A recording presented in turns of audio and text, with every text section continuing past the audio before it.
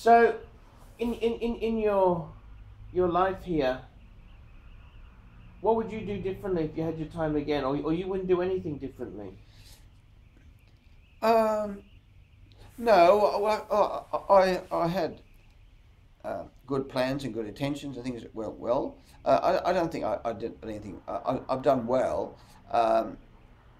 It would have been good if I had my first wife. If she hadn't have died, because we were really in tune and doing things, we'd been very well very well off financially, I think. But we were doing well. It's just that her father got sick in the end too, and how much that time would have taken, I don't know. But these things that hit you in life, your partner might die, your wife might die, or you get a divorce. Which that's very dying is bad. Divorce is worse, because when a person dies, you're not paying maintenance anywhere. You've got all the assets; they're all yours. Whilst when you're divorced, you got half the assets in you, and then you earn money, and somebody's taking it, portion of it, aren't they? So that's really crippling you. It's like sort of you're trying to run a race, but they tie one leg to the other leg, or tie one leg to the arm, and so off you go. Well, how much can you achieve? The more you earn, the more she takes. Yeah. So it's very hard, and then hopefully you meet another partner who's earning reasonable money, so you can offsets that. That offsets that. But just imagine if you didn't have that divorce situation where paying for the kids, two, you're working, you achieve so much more. And I think in the older years, second relationship, you don't want kids. You've had your kids. Once you've had your first lot of kids, how much more kids do you want? Because it's the women that want kids. They want babies. They want kids. But kids, if people want children, they all have children. Everybody have children because it just sort of seems that everybody wants children. Some people don't, can't have them or something, and they normally end up pretty financially well off. They don't have children, choose not to have children, or can't have children, but and don't adopt.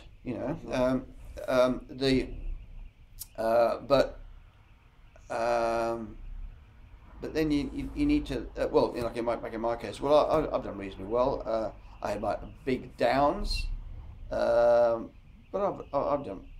Having said that, I'm not in a bad position. I'm much better than most pensioners. Got a nice house. I get the pension if I'm not working. I've got a nice cars, and I'm keeping away from those bad ladies, because all I need is a bad lady, a lady that comes and halves my wealth, and I've got nothing. How long would she have to live with you before she got halved? I'm not sure what it is. It's not just a week or so.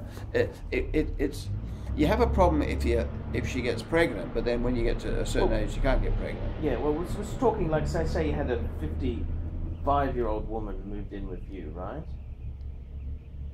I think the problem is, like somebody said to me, let's suppose I got a 55-year-old woman who can't get pregnant or doesn't get pregnant, right? So then we break up, and I ask her to shift out. So she goes to court, and there's the judge saying, look, well, this woman's lived with you for 3 years, 4 years. She's got nowhere to go, no money, and you've got a big house and you've got money. I think you should give her $300,000. I see. Is that what happens? I think so. I don't know how those things work, but she's saying, well, look, I helped him, I did everything for him for 3 years, 5 years, whatever, and look, he's not giving me anything. And the judge is going to say, well, he's got enough, he can give you a little bit, can't he? Even if he gives you $100,000, that's a lot. Plus legal fees. Plus legal fees and stuff. Because to fight this, claw back. Because they get very nasty often. Women get very nasty when they, It's good if they leave. If they leave, then I suppose they can't get as nasty because they left. Whilst if you leave, run off with another woman, they get real spiky. Spiky. Then, That's the exact woman scorned, isn't it? Yeah. You've seen some of these nasty women, haven't you? No, they're all over the place. Yeah. But no. Well, that's human nature, I suppose. It's just like if you yourself, if your wife ran off with somebody, well, good luck to her, I suppose. But then she wants the money. You know, They want the like money, you know, don't they? that friend of ours. You know, his wife went on a trip and never came back. You know, the English people, and she writes in and said, "Can I have half the house?" She wants, you know, she wants money. And well, he's struggling. Even if he's got what he's got, he's struggling. And then you got to give her a whack. She said, "What's mine?" Well, he probably, you know, she's entitled to it. She's entitled to something, but he sort of thinks, "Well, what's happened here?" See, it's very hard in breakups.